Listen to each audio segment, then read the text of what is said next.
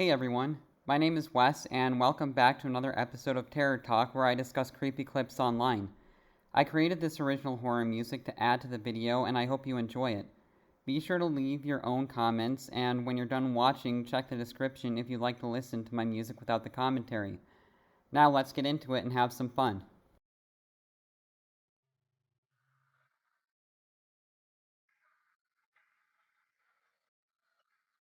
My name is Evan. I'm 28 years old.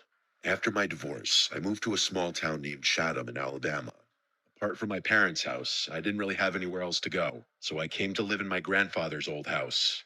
He passed away a few years ago and left the place to us. It's about 10 minutes outside town, sitting on 10 acres surrounded by woods. It's real quiet out there. I thought I'd enjoy that. The house is old, wood floors that creak, doors that stick, the kind of place that always feels a little cold, no matter how high the thermostat is. Have you ever been to Alabama? Let me know in the comments below. Me and my family actually take a trip to Alabama, the Gulf of Mexico specifically.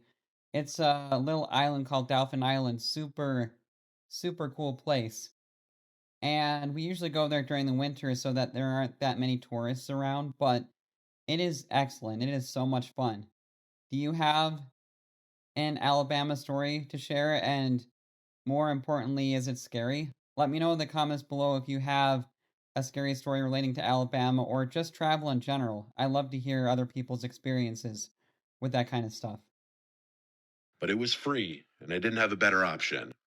The first few nights were normal. I unpacked and cleaned. I spent the evening sitting on the porch with a beer. It was peaceful. No traffic, just the wind through the trees and the occasional owl. But then the noises started. The first time I heard it was on the seventh night. I had just gotten into bed around midnight. I was almost asleep when I heard whistling outside.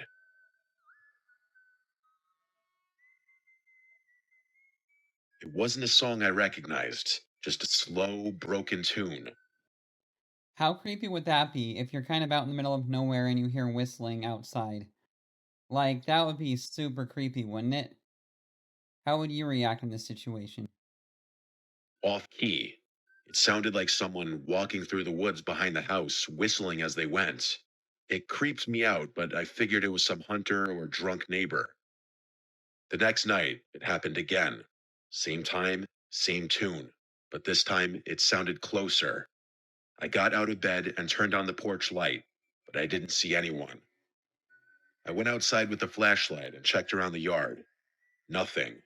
No tracks, no sounds of someone running off, just the whistling, fading deeper into the woods. I tried to ignore it. For a couple of nights, I just stayed in bed and tried to sleep through it. But every time, the whistling would start around 1:17 a.m. I know that sounds like a random number, but I swear it was always around 1:15 or 1:19, somewhere there. It was like clockwork. I started thinking maybe someone was messing with me on purpose, someone who knew I was out there alone. I called the sheriff's office a few days later. An old deputy, who I'll call Deputy H, came out. He'd been in the job a long time. When I told him what was happening, he got real quiet. He said word for word, "Your granddaddy used to call us about the same thing. Said someone was whistling around the property late at night, always in the spring. We never found anything. I figured he was just getting old, but now you're hearing it too." That shook me. And that would shake anyone, wouldn't it? Dang. Like, if if his granddad was experiencing the same thing, wouldn't that just like completely freak you out? That means that this has been going on for a long time. And whoever this individual is clearly mentally ill. That is crazy that this would even happen for this long. I had no idea my grandfather dealt with this. Deputy H told me to keep the doors locked and stay inside after dark. I started doing that, not like I wasn't already. I double checked every window. One night I even put chairs under the doorknobs, but the whistling kept coming. Closer every night. One night I heard it behind the shed. It was louder than usual, like the person was standing right outside. I grabbed my flashlight and looked through the blinds. I didn't see anyone, but I didn't dare go outside. The next night, I heard it from the front porch, right by the door. 3 long whistles, then silence. The night after that, it came from under the floorboards. I swear to God, it was like someone was in the crawl space, whistling up through the vents. I didn't sleep at all that night. I started digging through the attic the next day, trying to find anything my grandfather left behind. I found a box of his journals. He wrote about the whistling. He said it happened every spring for over 10 years. He didn't know who it was, but he thought it was someone watching the house. He said he used to sit up with a rifle by the front door just in case. He said it only ever happened when he lived alone after my grandmother died. Could you imagine that? Every spring for 10 years. This is truly, whoever's whistling is truly, truly a very sick individual. Every night, around 1:15. Like, that is just absolutely mind boggling, isn't it? I called Deputy H again. He came by and read the journal, and he looked nervous. He told me to be careful. He said, "Don't open the door if you don't know who it is." That night, I stayed up. I sat on the couch with a shotgun across my lap, a shotgun I barely knew how to load. I waited. At 1:17 a.m., the whistling started again, but this time, it didn't come from outside. It came from the hallway, inside the house. I froze. The hallway light was off. I could hear the whistling moving closer, step by step. I stood up, aimed the shotgun, and shouted, "Who's there?" The whistling stopped. I flipped the hallway light on. Nothing was there. No one. I didn't sleep again after that. It was 2 nights since then, and I hadn't heard it again. I was getting sick. I didn't know who this person was. I didn't know why they picked me or my grandfather, but it was real, and I knew it was. I don't believe in hallucinations to that degree, nor do I believe in anything paranormal. This was a real person. After that night, things went quiet for 2 days. No sounds, no movement, no sign of anything. I thought maybe it was finally over. On the third night, I went to bed just after midnight. I didn't stay up this time. I left the hallway light on just in case. At exactly 1:17 a.m., I woke up to a new sound. Not whistling, knocking. Slow, paced out knocks. 3 of them. They were coming from inside the house, from the back door. Then silence. I didn't move. I stayed in bed, listening. A minute later, I heard a new sound.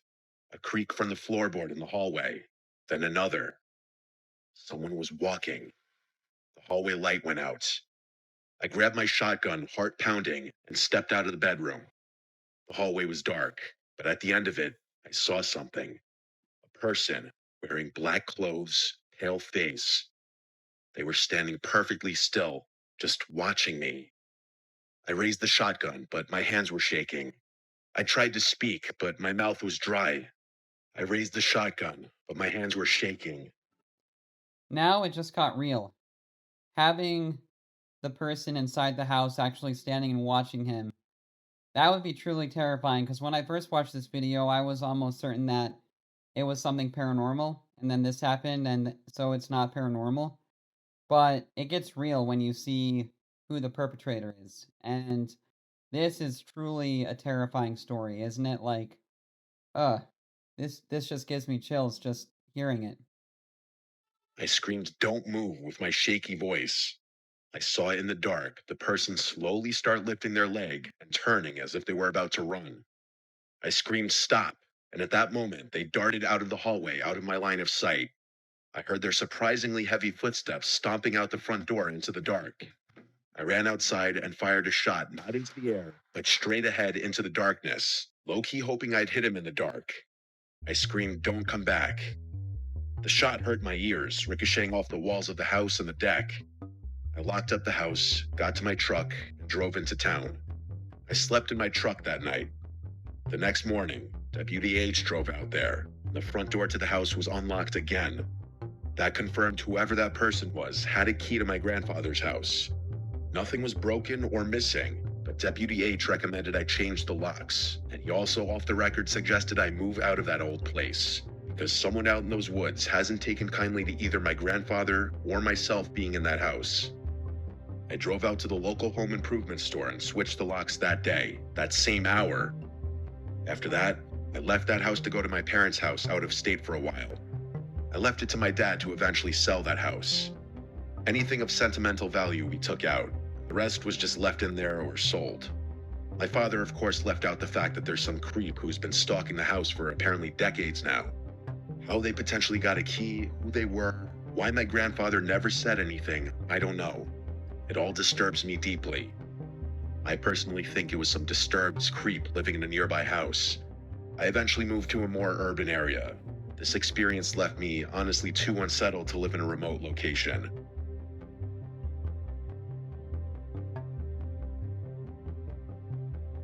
Yeah, and I agree. Any experience like this would leave anyone too unsettled to live in a remote location, wouldn't it? I mean, it still boggles my mind that over 10 years. Like, dang. Probably even more than that. Maybe it was 20 years. Maybe he doesn't want anyone living in that house. But whoever that is definitely a mentally very disturbed individual. And yeah, I just can't imagine doing that every single night, every spring for at least a decade. That's just completely mind-boggling to me. But I thought that this was definitely one of the creepier stories on Mr. Nightmare's channel. I really enjoyed it a lot. And I hope you enjoyed my commentary and the music, and I will see you in the next video.